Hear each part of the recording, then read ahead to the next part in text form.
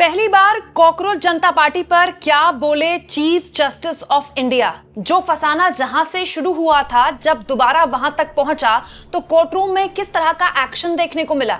आखिर तमतमाए हुए वकीलों ने सीजीआई से कॉकरोच जनता पार्टी के लिए क्या बोला कि सीजीआई ने कहा इतना सेंटिमेंटल भी मत होइए। दोस्तों, सब जानते हैं कि कॉकरोच जनता पार्टी मात्र एक सटायर थी, एक व्यंग, और वो व्यंग भी निकलकर सुप्रीम कोर्ट के सबसे बड़े जज सीजीआई जस्टिस सूर्यकांत की टिप्पणी के बाद हुआ। लेकिन जुबान से निकली हुई बात और कमान से निकला हुआ तीर अगर कंट्रोल हो जाता तो बड़े बड़े युद्ध रुक जाते। दोस्तों, कॉकरोच जनता पार्टी को लेकर आप जानते हैं, मैं कल ही आपको एक खबर दिखा चुकी हूं कि एक पीआईएल दाखिल हो चुकी है और इस पीआईएल में कॉकरोच जनता पार्टी पर बहुत ही गंभीर आरोप लगाए गए थे। दिलचस्प यह है कि यह मामला सीधा चला गया सुप्रीम कोर्ट के सबसे बड़े जज जस्टिस सूर्यकांत के सामने, जिनकी वजह से, मतलब जिनके कमेंट की वजह से ही यह पार्टी का जन्म हुआ। दोस्तों, उसके बाद कोर्टरूम का एक्शन बड़ा दिलचस्प है।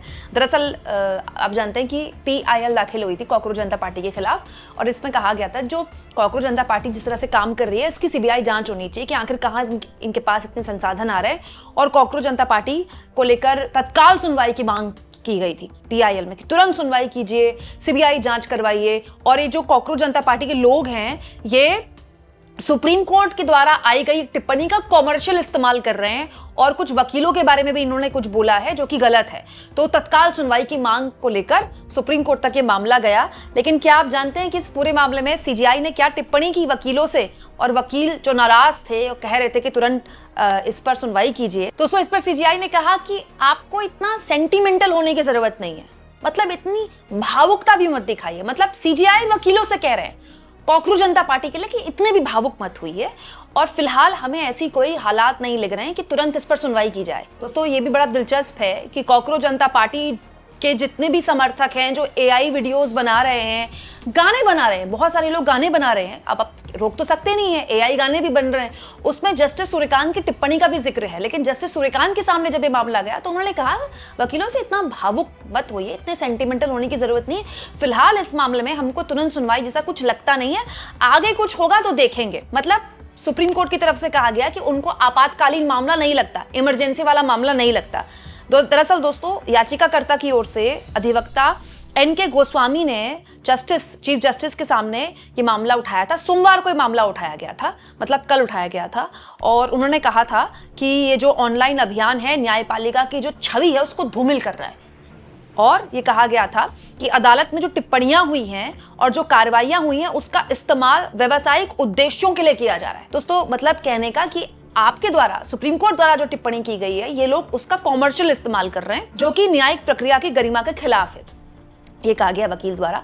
सुनवाई के दौरान दोस्तों, जब मामले में वकील ने गंभीर आरोप लगाए और जस्टिस सूर्यकांत से कहा कि भाई आप तुरंत इस पर कार्रवाई कीजिए और सीबीआई जांच की भी मांग की गई, तो जस्टिस सूर्यकांत ने मामले को बड़े हल्के में लिया और कहा कि इसे इतनी भावुकता में मत लीजिए, मतलब इतना सेंटिमेंटल होने की जरूरत नहीं है। सेंटिमेंटल शब्द इस्तेमाल किया गया। दोस्तों, हम भी बड़ी आसान भाषा में कैजुअली जब बात करते हैं अपने दोस्तों से, जब कोई बहुत ज़्यादा भावुक हो जाता है, कई बार बहुत ओवर रिएक्शन भी कर लेते हैं, तो हम यही बोलते हैं ना मजाक में, इतना सेंटी मत हो यार।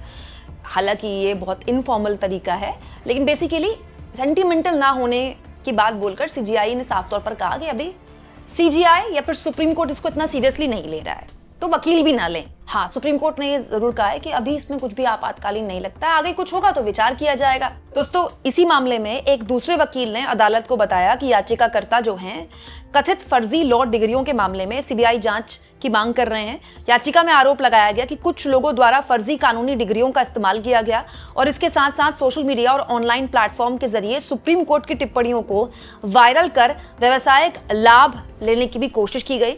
और याचिका में ये भी कहा गया है दोस्तों कि अदालत की कार्रवाई और जजों की टिप्पणियों को संदर्भ से हटाकर सोशल मीडिया पर प्रसारित किया जा रहा है, जिससे न्यायपालिका की साख को नुकसान पहुंच रहा है। मतलब याचिकाकर्ता कह रहे हैं कि सुप्रीम कोर्ट ने जो बात बोली है उसको सिलेक्टिव तरीके से इस्तेमाल किया जा रहा है और सोशल मीडिया में चलाया जा रहा है, इससे न्यायपालिका की साख को नुकसान पहुंच रहा है, इसलिए आप एक्शन लीजिए। अब दिलचस्प ये है दोस्तों कि ये जिस हालात में और माहौल में हुआ है, इसमें दो बड़ी बातें हुई हैं। एक, जो अभिजीत दीपके हैं, founder of cockroach Janata party, कल ही यही खबर आई, जब मतलब सुप्रीम कोर्ट में इधर मामला चल रहा था और कल ही खबर आ गई शाम को कि अभिजीत दीपके चले गए हैं दिल्ली हाई कोर्ट। अगर आप चाहें विस्तार से तो मेरी ये खबर देख सकते हैं।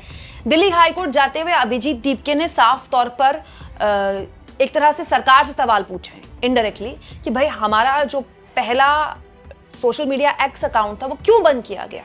ऐसा करके अभिजीत दीपके ने खुद उनकी पार्टी जिस तरह के चीज़ें झेल रही है सरकार की तरफ से, उस पर एक पहला एक्शन लिया है।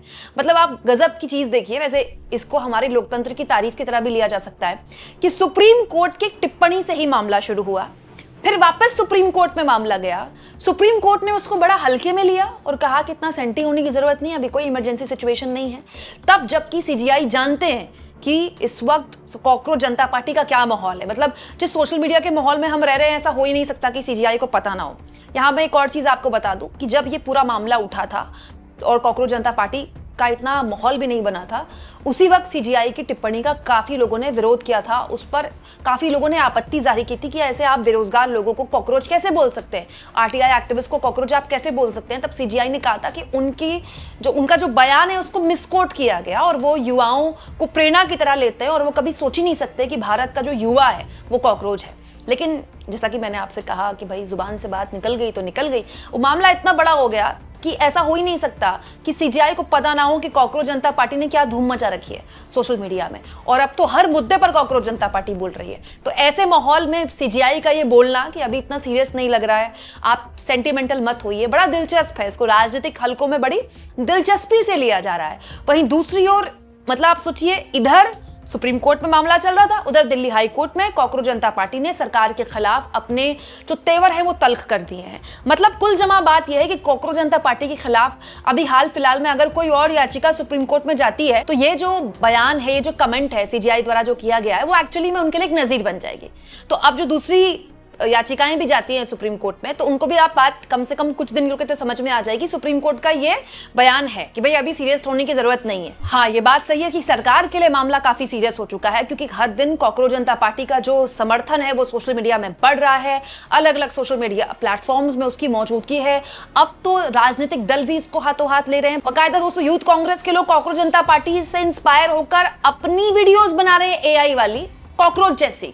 तो कॉकरोच जो है इस वक्त युवाओं के बीच में फिनोमिना तो बन ही गया है। दोस्तों, आप इस मुद्दे को किस तरह से लेते हैं? जिस तरह से सीजीआई द्वारा की गई टिप्पणी के बाद ही ये पूरा एपिसोड शुरू हुआ, उस पर सीजीआई अभी कह रहे हैं कि इतना सेंटिमेंटल होने की जरूरत नहीं है। इसका मतलब क्या होता है? कमेंट बॉक्स में जरूर लिखिएगा और जितना हो सके दोस्तों चैनल को शेयर भी करें और सब्सक्राइब भी।